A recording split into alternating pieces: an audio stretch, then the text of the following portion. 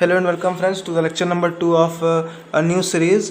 और इसमें हम एटम्स की सीरीज़ को शुरुआत कर रहे हैं और आप क्रैकअप पे हमारे यूट्यूब चैनल पे देख रहे हैं। मेरा नाम है आकाश और आज चलिए हम आगे बढ़ते हैं अपने दूसरे टॉपिक पे जिसका नाम है डिस्टेंस और टू क्लोजेस्ट अप्रोच।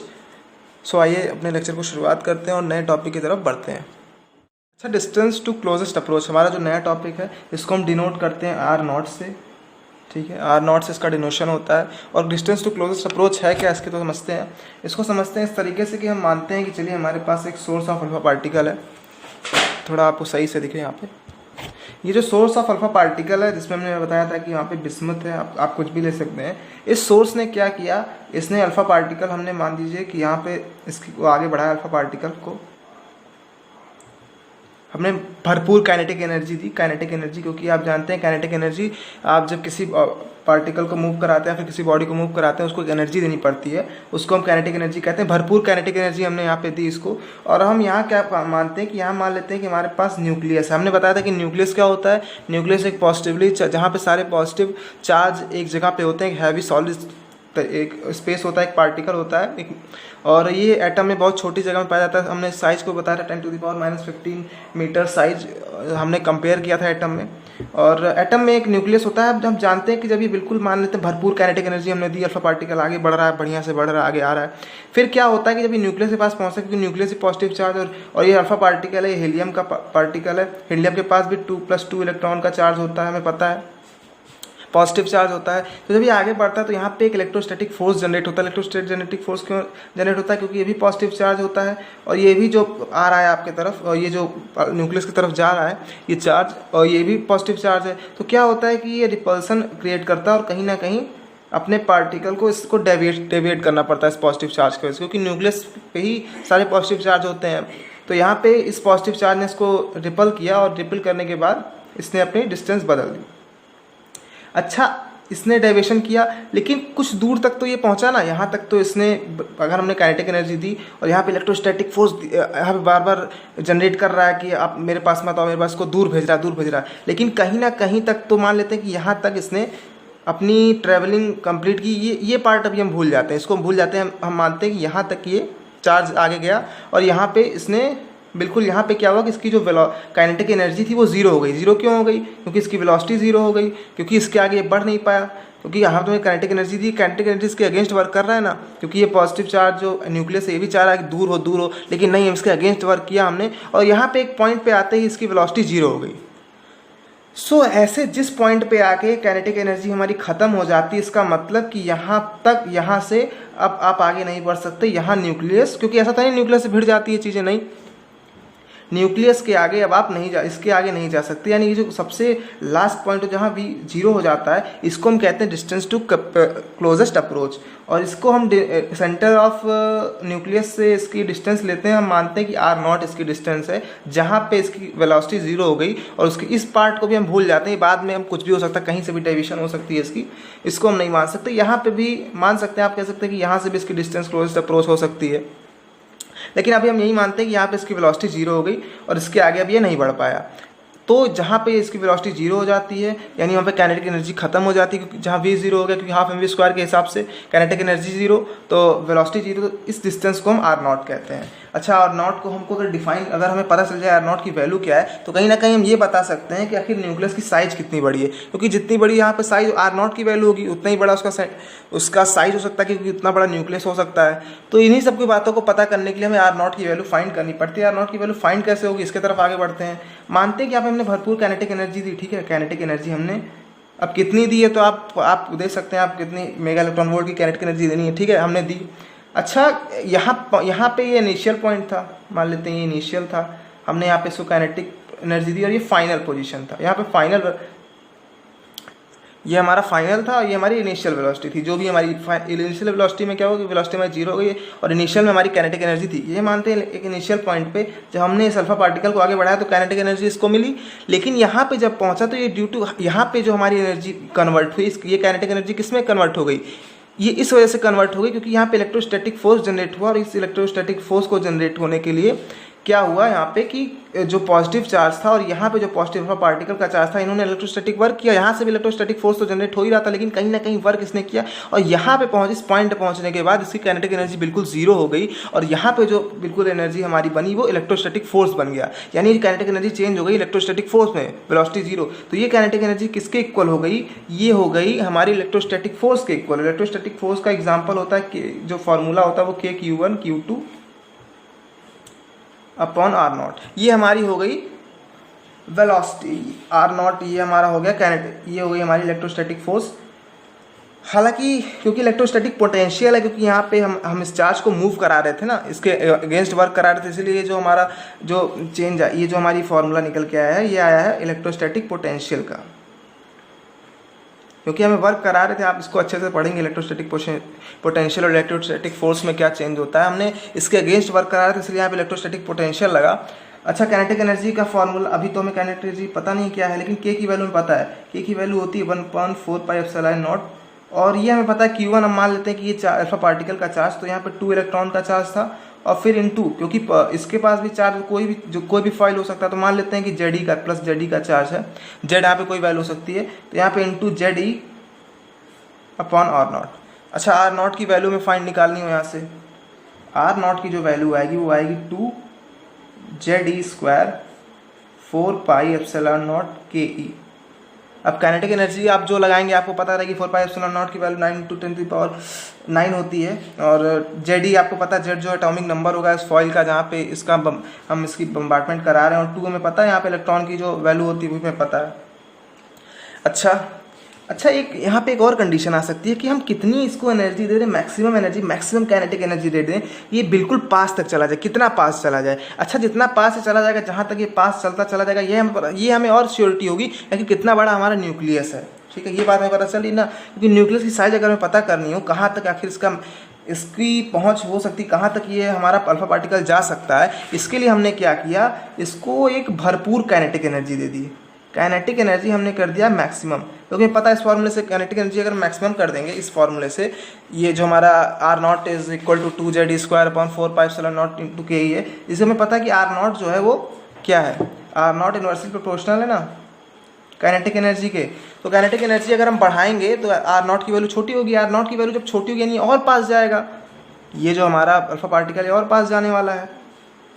अब अगर ये और पास जाने वाला है तो इसका मतलब है कि इसका साइज और भी छोटा हो सकता है न्यूक्लियस का, तो कितनी साइज हो सकती है इसको पता करने के लिए मैक्सिमम एनर्जी देनी पड़ी काइनेटिक एनर्जी की, और R0 जो हो गया वो मिनिमम हो गया।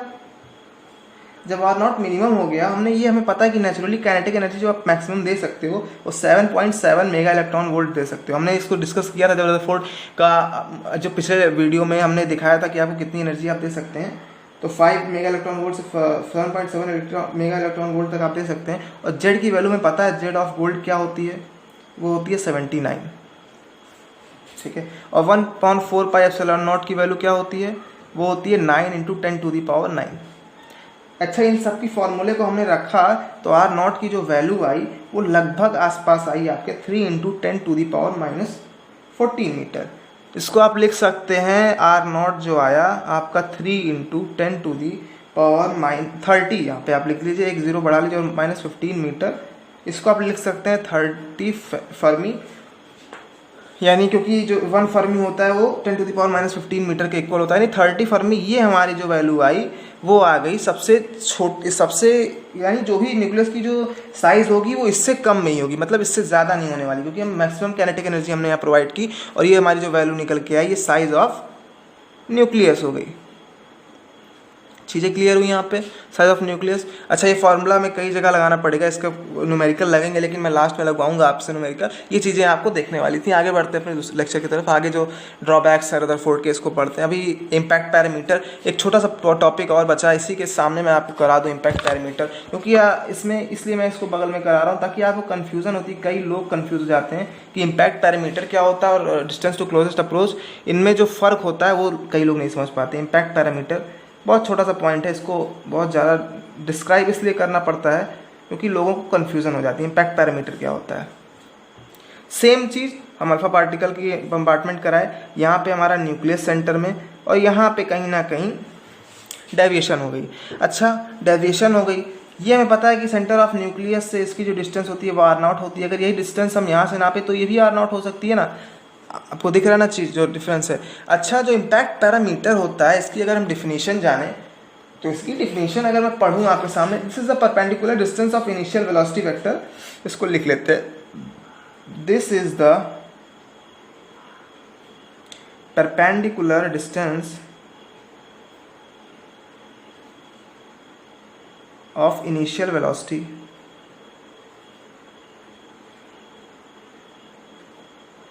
vector of alpha particle with nucleus center। अच्छा, इतनी बड़ी डिफरेंशिएशन के बाद आपको चीज़ों को समझना पड़ेगा। यहाँ पे इसका कहने का मतलब सिर्फ इतना है कि जो इम्पैक्ट पैरामीटर होता है परपेंडिकुलर डिस्टेंस होता है किसका, इनिशियल वेलोसिटी वेक्टर का, अल्फा पार्टिकल का। अच्छा, इनिशियल वेलोसिटी यही है ना, हमारी वेलोसिटी आगे बढ़ रही है, वेक्टर भी। अच्छा, इसका परपेंडिकुलर डिस्टेंस, ये जो सेंटर ऑफ न्यूक्लियस अगर हम आगे बढ़ाएं, इसको थोड़ा सा लाइन आगे बढ़ाएं तो ये कहीं ना कहीं परपेंडिकुलर डिस्टेंस होगी ना सेंटर ऑफ न्यूक्लियस से। ये हमारा मान लेते हैं सेंटर ऑफ न्यूक्लियस है, यहाँ से इसकी डिस्टेंस, ये जो परपेंडिकुलर डिस्टेंस है इनिशियल वेलोसिटी की। यहाँ पे क्या होता है कि फाइनल वेलोसिटी चेंज हो जाती है, इसलिए यहाँ पे जो वैल्यू होगी यहाँ डिस्टेंस की सेंटर से, ये होगी हमारी r0 की वैल्यू। लेकिन ये जो हमारी इनिशियल वेलोसिटी वेक्टर से जो परपेंडिकुलर डिस्टेंस होती है साइड ऑफ न्यूक्लियस के, ये जो होती है इम्पैक्ट पैरामीटर होता है, इसको हम b से डिनोट करते हैं। एक चीज़ और कंडीशन जोड़ें, अगर हम माने b टेंस टू 0 हो जाए, मतलब परपेंडिकुलर डिस्टेंस और छोटी हो जाए, मतलब डिस्टेंस बिल्कुल यहाँ पे आ जाए, तो कहीं ना कहीं सेंटर ऑफ न्यूक्लियस से टकराएगा। और सेंटर ऑफ न्यूक्लियस टकराएगा तो हमें पता है कि जो थीटा की जो वैल्यू हो जाती है वो हो जाती है पाई, यानी 180। अगर ये डिस्टेंस पैरामीटर 0 हो जाता है तो बिल्कुल 180 का हमें एंगल मिलेगा और बिल्कुल बाउंस बैक होकर वापस अपने पाथ पे वो अल्फा पार्टिकल चला जाएगा। ठीक है, ये छोटी सा पॉइंट था। आगे बढ़ते हैं अपने नेक्स्ट टॉपिक पे। अब आगे बढ़ते हैं drawbacks of Rutherford model of atom की, और उनके ड्रॉबैक्स क्या क्या थे इनको समझना होगा हमें। इनकी सबसे बड़ी ड्रॉबैक्स ये थी कि स्टेबिलिटी ऑफ एटम नहीं बता पाए थे। Stability of atom is not correctly defined. अच्छा, ये क्यों नहीं डिफाइंड थी, इसको समझना पड़ेगा। अच्छा, समझने से पहले मैं पिछले वीडियो में जब मैंने आपको छोड़ा था लास्ट टॉपिक, जो मैंने लास्ट जो पॉइंट पढ़ा था रिजल्ट ऑफ रदरफोर्ड मॉडल का, इसलिए मैंने बिल्कुल उसको ब्रीफली बताया था उन चीज़ों को वहाँ पे, ताकि यहाँ पे आपको आसानी हो समझने में। उसमें हमने ये बताया था कि ये हमारा न्यूक्लियस होता था। ठीक है, ये हमारी होती थी न्यूक्लियस, इसमें कई सारे छोटे छोटे पॉजिटिव चार्ज होते थे, कई सारे, और इलेक्ट्रॉन्स जो होते थे वो हमारे सर्कुलर ऑर्बिट में ड्यू टू सेंट्रीपिटल फोर्स यहाँ घूमते रहते थे। ठीक है, ये इलेक्ट्रॉन होता था हमारा और ये मूव करता रहता था। इनकी सबसे पहली पॉइंट थी कि इन्होंने ये कहा कि electron can revolve in any orbit, ये किसी भी ऑर्बिट में रिवॉल्व कर सकता है। ये इनका सबसे बड़ा रॉन्ग स्टेटमेंट था। ये बिल्कुल रॉन्ग स्टेटमेंट था, इसको भी हमने चेंज करा, बोहर साहब ने इसको चेंज किया। किस तरीके से किया उसको आगे पढ़ेंगे, पहले इनके रॉन्ग स्टेटमेंट के बारे में समझते हैं। Electron can revolve in any orbit. दरअसल इलेक्ट्रॉन अगर एनी ऑर्बिट में किसी भी ऑर्बिट में रिवॉल्व कर रहा है वो तो हमारी अलग कंडीशन हो गई, लेकिन पहली कंडीशन जो हमारी है, क्यों उन्होंने स्टेबिलिटी नहीं बता पाई, इस वजह से नहीं बता पाया क्योंकि मैक्सवेल साहब जो थे उन्होंने बताया था हमें कि भैया अगर कोई भी एक्सेलरेटेड, क्योंकि भाई इलेक्ट्रॉन तो घूम रहा है चारों ओर तरफ, तो उसके पास एक्सेलरेशन है कि नहीं है, एक्सेलरेशन है ना, बिल्कुल भरपूर एक्सेलरेशन है, और प्लस कि ये चार्ज पार्टिकल है। दो चीज़ें। अच्छा, इन दो चीज़ों को समझाने से पहले अच्छा मैं आपसे कहूँ कि आप चलिए मैं आपको ये मैदान दे रहा हूँ, आप इसके 10 चक्कर लगाते रहिए, 10 टाइम्स आप 10 टाइम्स इसके राउंड लगाइए, 10 टाइम्स राउंड लगाइए इसके आप इस सर्कुलर क्या कह सकते हैं आप, सर्कुलर पार्क में। तो आपको पता है कि कहीं ना कहीं आपकी एनर्जी क्या होगी, लूज होगी। आपकी एनर्जी लूज होगी कि नहीं होगी, एनर्जी आपकी क्या हो जाएगी, यहाँ पे कम हो जाएगी। यानी आप कहीं ना कहीं एनर्जी रेडिएट करेंगे अपने आप को, आपको लगेगा कि कहीं ना कहीं मेरी एनर्जी कम हो रही है। सेम यही चीज़ जब एक्सेलरेटेड चार्ज पार्टिकल इलेक्ट्रॉन है यहाँ पे, उसको भी तो ये चीज़ें दिक्कत हुई। अब ये मानते हैं कि हमने इसका सेंट्रीपिटल फोर्स लगातार राउंड मारा जा रहा है, प्लस यहाँ पे इसको इलेक्ट्रोस्टैटिक फोर्स के अगेंस्ट भी वर्क करना पड़ रहा है। इलेक्ट्रोस्टैटिक फोर्स है प्लस चार्ज नेगेटिव चार्ज, इसके अगेंस्ट भी वर्क करना है, इसको लगातार राउंड मारना है। तो अगर ये चार्ज पार्टिकल अपनी एनर्जी रेडिएट कर रहा है तो कहीं ना कहीं इसकी एनर्जी कम होगी, और जब इसकी सेंट्रीपिटल फोर्स की एनर्जी कम हो जाएगी तो कहीं ना कहीं ये न्यूक्लियस के पास नहीं आएगा। मानते हैं किसी भी ऑर्बिट में घूम सकता है ना, फिर अगर मानते हैं इसने पहला चक्कर लगाया, इसकी कुछ एनर्जी रेडिएट हुई, ठीक है, फिर ये दूसरा राउंड स्पाइरल मारेगा ऐसे ऐसे ऐसे ऐसे, कहीं ना कहीं न्यूक्लियस के पास आता चला जाएगा, क्योंकि इसकी एनर्जी क्या होगी, कम होती चली जाएगी ना। ये कुछ ऐसे क्योंकि ये तो किसी भी ऑर्बिट में घूम सकता है ना, तो फिर किसी भी ऑर्बिट घूमने के बाद ये लास्ट में क्या होगा कि इलेक्ट्रॉन पे आके, ये प्रोटॉन पे आके ये इलेक्ट्रॉन भिड़ जाएगा, सीधे सीधे टकरा जाएगा। और जब ये टकरा जाएगा तो कहीं ना कहीं स्टेबिलिटी ऑफ एटम डिफाइन नहीं हो पाई, क्योंकि रदरफोर्ड साहब ने कहा था कि इलेक्ट्रॉन किसी भी ऑर्बिट में घूम सकता है, लेकिन उन्होंने ये तो नहीं बताया ना कि जब हमारे इलेक्ट्रॉन हैं ये प्रोटॉन जब इस एनर्जी रेडिएट करते चले जाएंगे तो उनकी एनर्जी कम हो जाएगी। एनर्जी कम हो जाएगी तो हाईली इलेक्ट्रोस्टैटिक फोर्स के अगेंस्ट इनको वर्क करना है। इलेक्ट्रोस्टैटिक फोर्स जो दो चीज़ें लग रही हैं हमारी इलेक्ट्रॉन और प्रोटॉन के बीच में, तो इसको खींच लेगा अपने तरफ। जब एनर्जी देखेगा इसके बाद बिल्कुल कम है तो ये बिल्कुल आके प्रोटॉन क्या हो जाएगा, इलेक्ट्रॉन बिल्कुल आपस में चिपक जाएंगे। इससे क्या होगा कि हमारा जो प्रोसेस था पूरा एटम का, कि एटम की जो स्टेबिलिटी थी वो यहाँ पे डिफाइन नहीं हो पाई, क्योंकि क्या हो गया, जो न्यूक्लियस था एंड इलेक्ट्रॉन्स, क्योंकि ये बिल्कुल न्यूक्लियस के पास हमारे आ जाएगा ना, nucleus and electron collide with each other. ये सबसे बड़ी मिस्टेक थी इनकी, क्योंकि इन्होंने एटम की अपने मॉडल को सही से एक्सप्लेन नहीं कर पाए। इन्होंने कहा भैया सर्कुलर ऑर्बिट में घूमता रहता है, किसी भी सर्कुलर ऑर्बिट में घूमता रहता है, लेकिन आप ये बताइए जब यहाँ पे सर्कुलर ऑर्बिट में घूम रहा है और एनर्जी रेडिएट कर रहा है प्रॉपर टाइम पे, हर एक टाइम पे, तो कहीं ना कहीं आगे न्यूक्लियस पे टकरा जाएगा ना। और जब न्यूक्लियस टकरा गया तो उनका मॉडल तो बिल्कुल फेल ही हो गया, क्योंकि इनके मॉडल में तो कहा गया था कि ऑर्बिट में घूम रहा है, लेकिन कहाँ घूम रहा है, जब एनर्जी रेडिएट करेगा तो उसके बाद ये न्यूक्लियस की तरफ आ जाएगा। जब न्यूक्लियस तरफ आ जाएगा तो इनका स्टेटमेंट हो जाएगा बिल्कुल रॉन्ग, क्योंकि वो मॉडल रहा ही नहीं। अब मैं मॉडल में क्या चेंजिंग आई हम पढ़ते हैं बोहर्स मॉडल, और उसमें समझेंगे कि चीज़ों में क्या फ़र्क आई और उसको समझते हैं आगे चलते हैं अपने नए टॉपिक पे। और वो नया टॉपिक हमारा है बोहर्स मॉडल। और बोहर्स मॉडल में उन्होंने जो पोस्टुलेट्स दिए बोहर्स साहब ने, उनके बाद जब रदरफोर्ड ने थोड़ी बहुत गलती की, वहाँ पे पता चला कि इन्होंने तो बता दिया कि हर एक ऑर्बिट में घूम सकता है, लेकिन उसके बाद चेंजिंग आई, बोहर्स साहब ने कई चेंज किए, और वो चेंज कैसे उनकी बातों को गलत साबित किया रदरफोर्ड ने, आइए उनके बारे में समझते हैं। जो पहला पोस्टुलेट्स उन्होंने दिया, उन्होंने कहा इलेक्ट्रॉन कैन रिवॉल्व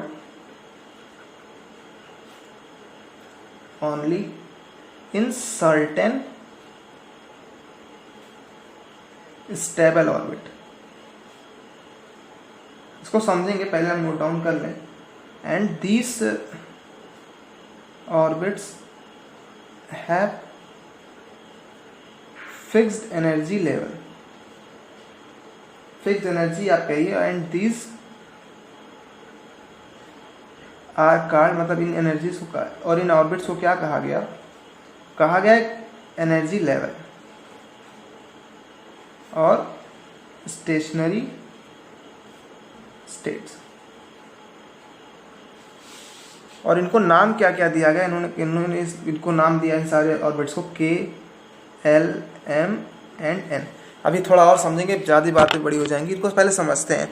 हमारे जो हमारे रदरफोर्ड साहब ने, उन्होंने कहा था कि ये तो भैया किसी ऑर्बिट में घूम सकता है ना। इन्होंने तो कहा था भैया हमारे एनी ऑर्बिट ये तो किसी भी ऑर्बिट में रिवॉल्व कर सकता है।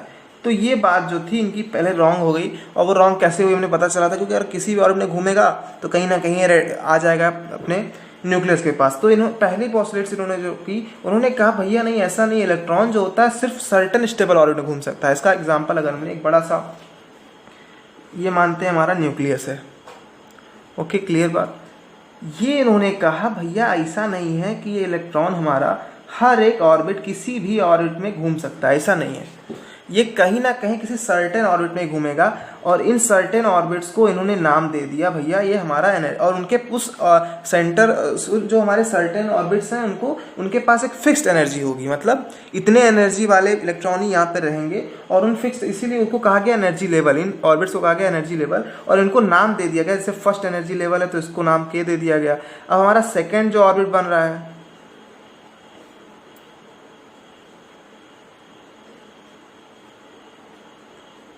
ये देखिए ये हमारा थर्ड ऑर्बिट, ठीक है, और ये हमारी हो गई फोर्थ ऑर्बिट। डायग्राम थोड़ा सा बड़ा होगा, ठीक है। ये हमारी फोर्थ ऑर्बिट, ये हो गई हमारी के, एल, एम एंड एन। ये हमारी फोर हमारे यहाँ पे एनर्जी लेवल हो गए।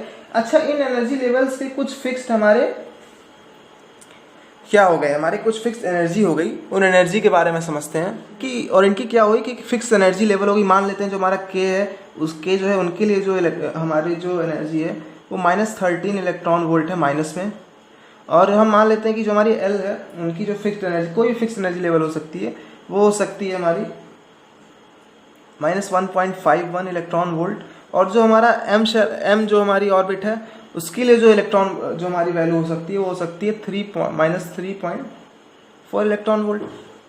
इसका कहने का मतलब सिर्फ यहाँ पे सिर्फ मानने वाली बात है, यहाँ पे इसका कहने का मतलब सिर्फ इतना है। अच्छा, एक चीज़ आपको दिखा, यहाँ पे इलेक्ट्रॉन कहीं इनके या इनके बीच में कहीं नहीं घूम सकता, ऐसा नहीं कहीं भी घूमेगा, ऐसा नहीं। इन्होंने चार ऐसे चार क्या आप कह सकते हैं कि चार ही इन्होंने एक तरीके KLMN जो एनर्जी लेवल बनाए। एनर्जी लेवल बनाने का इनका मतलब ये था कि सिर्फ और सिर्फ ऐसा नहीं है कि इसके बीच में कहीं भी इलेक्ट्रॉन घूम सकता है, कहीं यहाँ वहाँ कहीं भी नहीं, इनके बीच में नहीं घूम सकता। ये जो डिस्टेंस आपको दिख रही है इसके बीच में कहीं नहीं, नो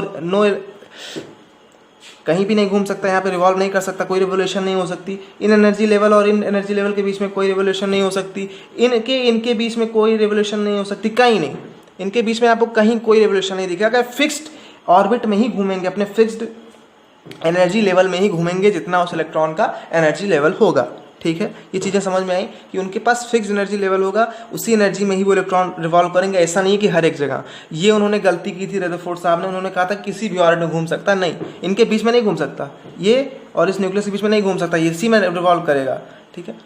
ये हमारा पहला कंडीशन था। दूसरे कंडीशन को अगर पढ़ें, और इन्होंने एक बहुत बड़ी बात कही, इस बात को समझना हो तो, इस बात को अगर आप समझेंगे तो आपको लगेगा कि हाँ कहीं ना कहीं ये पॉस्टुलेट जो था ये बहुत मेन था। इसको पहले हम लिख लें फिर समझते हैं इसके बारे में। While revolving in particular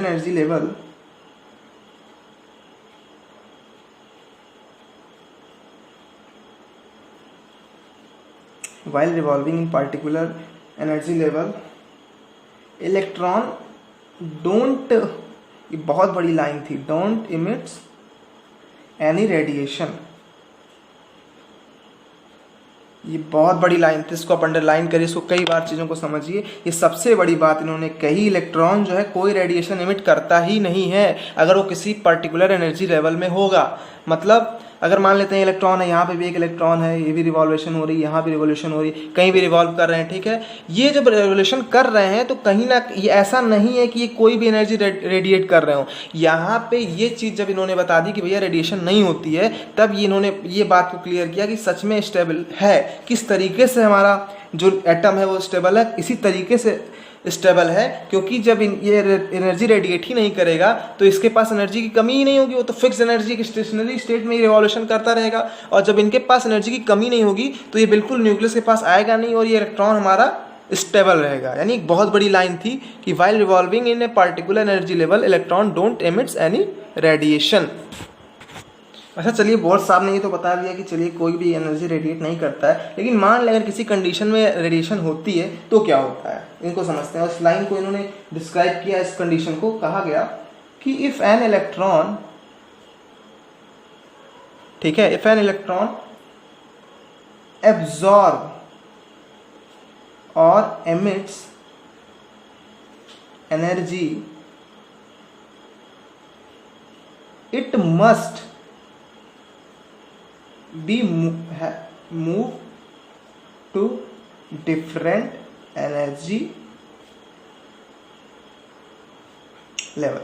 ये बड़ी बात है, इसको हम एनर्जी लेवल डायग्राम समझेंगे आगे, हमारा टॉपिक होगा बड़ा सा, उसमें हम समझेंगे किस तरीके से एनर्जी लेवल को अपने चेंज करता है। मतलब बेसिक बात ये है, अगर ये हमारा न्यूक्लियस है और ये हमारा इलेक्ट्रॉन है, इसके कई सारे एनर्जी लेवल है। मान लेते हैं कि यहाँ पे इसकी जो रेडिएशन हो रही है, इसके पास एनर्जी गायब हो रही है, तो कहीं ना कहीं ये अपने नीचे या ऊपर किसी दूसरे एनर्जी लेवल में कूद जाएगा या ऊपर जाएगा या नीचे होगा, ऐसी चेंजिंग होगी। ये एनर्जी लेवल डायग्राम में बिल्कुल परफेक्टली मैं बताऊंगा, इसके बारे में कोई टेंशन की बात नहीं है। इसको पूरी तरीके से समझेंगे कि कब इलेक्ट्रॉन ऊपर जाता है, कब नीचे आता है अपने एनर्जी लेवल में, कैसी चेंजिंग होती है। बस आपको ये समझना है, अगर कोई भी कंडीशन में एज ए केस अगर इलेक्ट्रॉन एमिट कर रहा है एनर्जी या फिर एब्जॉर्व कर रहा है, तो वो कहीं ना कहीं उस एनर्जी लेवल में नहीं रहने वाला, वो अपने दूसरे एनर्जी लेवल में आ जाएगा। ठीक है, ये बड़ी लाइन थी। अच्छा, अब भैया इन्होंने ये तो बताया सर्टेन ऑर्बिट में घूमता है, लेकिन कैसे सर्टेन ऑर्बिट में घूमता है, इसको कैसे पता चले? अभी तो इन्होंने कहा भाई किसी भी सर्टेन ऑर्बिट में घूम सकता है, अभी तक इन्होंने ये थोड़ी ना बताया कैसे, किस सर्टेन ऑर्बिट में। अभी तक इन्होंने सिर्फ इतना बोला भैया के में घूम सकता है, एल में घूम सकता है, एन में घूम सकता है, लेकिन किस ऑर्बिट में एक इलेक्ट्रॉन घूम सकता है, इसको जो डिस्क्राइब किया इन्होंने, एक बहुत बड़ी बात इन्होंने कही ये कि इलेक्ट्रॉन कैन रिवॉल्व इन दो सर्कुलर ऑर्बिट। अब इन्होंने बात को क्लियर किया कि भैया कैसे ऑर्बिट में, इन दो circular orbit for which the orbital angular momentum is integral multiple of h/2π। अच्छा, h को हमें पता है, h क्या होता है, h एक प्लैंक कांस्टेंट है, इसके बारे में हम आगे पढ़ेंगे। h की जो वैल्यू क्या है, h के बारे में हमें कई चीज़ें पता है, 2π की वैल्यू पता है, यानी एक हमारा कांस्टेंट वैल्यू है, इसका मल्टीपल होना चाहिए। इलेक्ट्रॉन एक ऐसे ऑर्बिट में घूमना चाहिए जिसका एंगुलर मोमेंटम जो होता है, एंगुलर मोमेंटम को L से डिनोट करते हैं, ये बात आपको क्लियर होनी चाहिए, L से डिनोट करते हैं, और L की जो वैल्यू होती है वो होती है mvr। ठीक है, mass into velocity into radius of the orbit.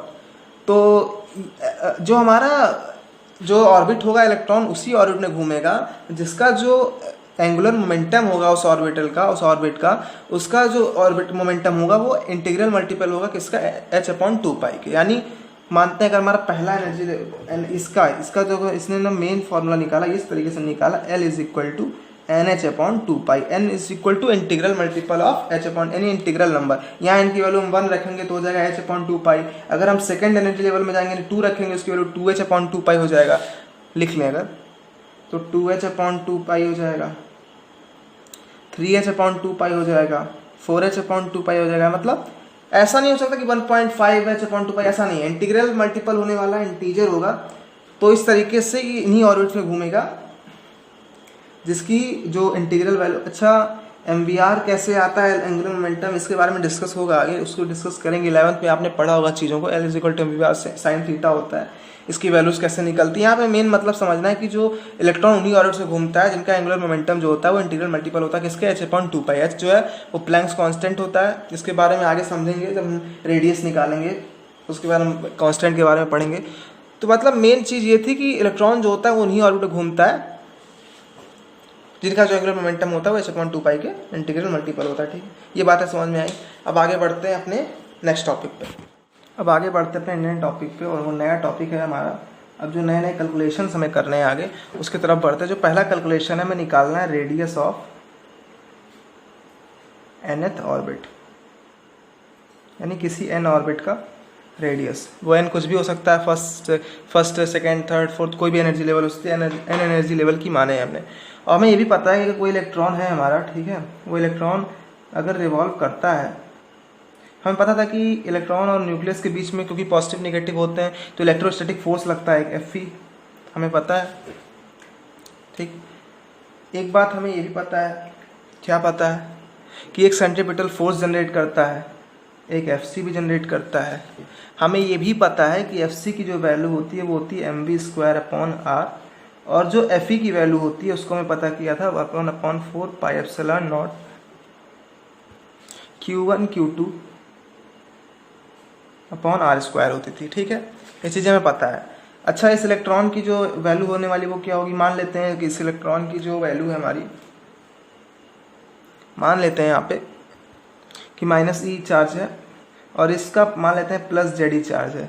अच्छा, इसकी वैल्यू अगर हम रख दें एफ ई की, तो यहाँ पे हमें क्या मिलने वाला है, 1/4 pi epsilon naught E into Z E R square. ठीक है। अच्छा, एफ सी की वैल्यू भी हमें पता है, M V square upon R. अच्छा, एम क्या है और वी क्या है? वी तो आपको पता चलिए वेलोसिटी है, आर भी आपको पता है जो डिस्टेंस हमारे बीच में लग रही है, जो आर रेडियस, इसी की तो वैल्यू में चाहिए ना। आर ही तो रेडियस है, न्यूक्लियस और उस ऑर्बिट के बीच में जो रेडियस बन रहा है उसी की वैल्यू में फाइंड करनी है। मास ऑफ, आप जानते हैं मास ऑफ इलेक्ट्रॉन यहाँ पे लग रहा है। ठीक है, अब आगे बढ़े, चीज़ों को समझें और तब हमें पता चलता है कि F E is equal to, F E होता है हमें पता है। सो इसको अगर हम लिखें F E is equal to F C, तो हमको पता चलेगा क्या कि ये एफ सी की वैल्यू क्या है, M V square upon R. ये एफ सी की वैल्यू एक बार फिर से क्लियर कर दें, ये एफ ई मान लेते हैं इसको, एफ ई। ठीक है, अरे इलेक्ट्रोस्टैटिक फोर्स यार, इलेक्ट्रोस्टैटिक।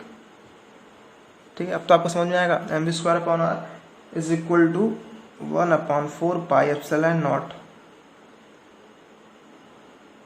ई जेड ई आर स्क्वायर। इसको हम इक्वेशन सेकंड मान ले रहे हैं, ठीक है, एक टाइम के लिए, और इक्वेशन फर्स्ट हम इसको मान ले रहे हैं। ये हमारे पास एक और इक्वेशन था, अभी मैंने थोड़ी देर पहले पढ़ा है, जो पढ़ा है M V R is equal to N H upon 2 pi. इसको हम इक्वेशन फर्स्ट मान ले रहे हैं एक टाइम के लिए। ठीक है, ये दो इक्वेशन हमारे पास है। इन दोनों इक्वेशन को अगर हम देखें और हम क्या काम करने वाले हैं आगे, हम ये काम करने जा रहे हैं कि जो हमारा इक्वेशन हमारा फर्स्ट है इसका हम कर दे रहे हैं स्क्वायर। ठीक है, जो इक्वेशन फर्स्ट है उसका स्क्वायर करते हैं। उसका स्क्वायर करेंगे तो क्या होगा, M square V square R square, और फिर उसको डिवाइड कर दें हम किससे, इक्वेशन सेकंड से। ठीक है, इक्वेशन फर्स्ट को स्क्वायर करके इक्वेशन सेकंड से डिवाइड करें, और फिर नीचे क्या आ जाएगा, M V square upon R, ये तो आने वाला है। और इधर क्या हो जाएगा, एन एच अपॉन 2 पाई है ना, तो एन एच अपॉन 2 पाई हो जाएगा एन स्क्वायर एच स्क्वायर। इस 2 पाई को हम अगर यहाँ पे नीचे कर दें, एच स्क्वायर अपॉन, इसको 2 पाई का स्क्वायर करेंगे तो 4 पाई स्क्वायर हो जाएगा, और फिर अपॉन बड़ा वाला डिवीज़न, और उसके नीचे हो जाएगा 1/4 pi epsilon naught E Z E upon R square, क्योंकि इसका स्क्वायर तो करना नहीं है इन चीज़ों का। ठीक है, ये हमारा बड़ा सा एक इक्वेशन आया। इसको हम काटेंगे पीटेंगे चीज़ों को किस तरीके से, एम से यहाँ एक एम कैंसिल हुआ, यहाँ हमारा आर से एक आर कैंसिल हो गया, यहाँ पे हमारा 4 पाई कैंसिल हो गया। ओके, और फिर जब उतनी सारी वैल्यूज को कट आउट करेंगे तो हमारे पास बचेंगी क्या चीज़ें, M R square is equal to N square H square epsilon nought R pi Z E का स्क्वायर। ये चीज़ें हमारे पास बची। इस आर से एक आर, यहाँ पे हमारा एक आर, ये हमारी आर एक कैंसिल हो जाएगी। ठीक है, अब आर को इसको हम इधर रहने दें और इस एम को ले जाके नीचे कर दें, तो हमारी जो इक्वेशन बन के आएगी N square H square epsilon naught pi M Z E square. ये हमारी आ गई रेडियस ऑफ nth ऑर्बिट। इसमें हमें किसकी वैल्यू पता चल जाएगी, एच की वैल्यू पता है, प्लैंक कांस्टेंट है, एन की वैल्यू पता है, पाई की वैल्यू पता है, मास ऑफ इलेक्ट्रॉन पता है। ठीक है, अब हमें से पता क्या क्या नहीं है, जेड की वैल्यू हमें पता करनी पड़ेगी किस एटम का है, और एन की वैल्यू पता करनी पड़ेगी कि वो किस ऑर्बिट में है। ठीक है, अब हमें यहाँ पे वैल्यूज किस किस चीज़ों की पता है, हमें पता है इसमें वैल्यू, एच की वैल्यू पता है, एप्सिलॉन नॉट की वैल्यू पता है, पाई की वैल्यू पता है, इसका मास ऑफ इलेक्ट्रॉन की वैल्यू पता है, और कुछ पता है हमें, इलेक्ट्रॉन की भी वैल्यू पता है, इलेक्ट्रॉन का जो चार्ज होता है उसकी वैल्यू पता है, ये सब चीज़ें हमें पता है। अब जो इन सभी वैल्यू कैलकुलेशन जब हमने की तो हमें जो आर की वैल्यू मिल के आई, आर नॉट की जो वैल्यू मिल के आई, जिसको हम कहते हैं, ये जो वैल्यू मिल के आई 0.529 इंटू, क्योंकि हमें एन स्क्वायर की वैल्यू नहीं पता थी और जेड की, N square upon Z angstrom. ये हमारा निकल के आ गया रेडियस। हमें उस एटम का एटॉमिक नंबर पता हो और किस ऑर्बिट का हमें निकालना वो पता हो तो हम वैल्यू निकाल सकते हैं। एक हम एग्जांपल ले लेते हैं, हाइड्रोजन एटम का लेते हैं। हाइड्रोजन एटम जिसके लिए जेड की वैल्यू क्या होती है, 1 होती है। उसके लिए हम रेडियस निकालें फॉर फर्स्ट ऑर्बिट के लिए रेडियस निकालें तो हमें पता है कि 0.529 एंगस्ट्रॉम हो जाएगा, क्योंकि 1 इंटू 1/1 हो जाएगा, तो यानी 0.45 एंगस्ट्रॉम फर्स्ट ऑर्बिट। इसको हम कहते हैं बोहर्स ऑर्बिट। किसको कहते हैं? ये जो हाइड्रोजन का फर्स्ट एटम की जो ऑर्बिट होती है। अब सेकेंड ऑर्बिट अगर निकालें हो जाएगा 0.529, इस n का स्क्वायर हो जाएगा 2 का स्क्वायर 4, क्योंकि नीचे तो 1 ही रहेगा 4।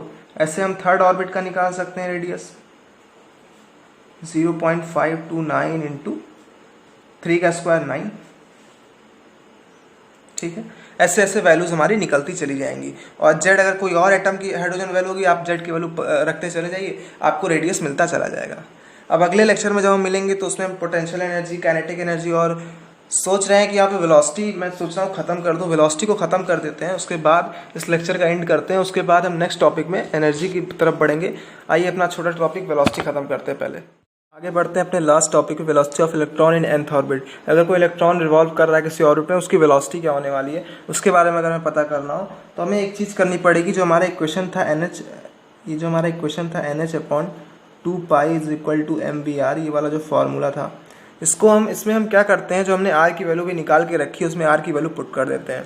r की वैल्यू जब हम पुट करेंगे तो मानते हैं mv, और r की जो इतनी बड़ी वैल्यू थी हमारी क्या थी, n² h² ε0 πmze², और इधर हमारी NH/2π। अब यहाँ पे देखते हैं चीज़ें कैंसिल क्या क्या होने वाली हैं। m से हमारा m कैंसिल, और यहाँ पे जो और चीज़ें कैंसिल होने वाली हैं वो क्या होगी, यहाँ पे हमारा पाई से हो गया पाई कैंसिल, ठीक, और हमारा h से एक h कैंसिल हो गया, और कुछ चीज़ें n से हमारी n भी कैंसिल हो गया।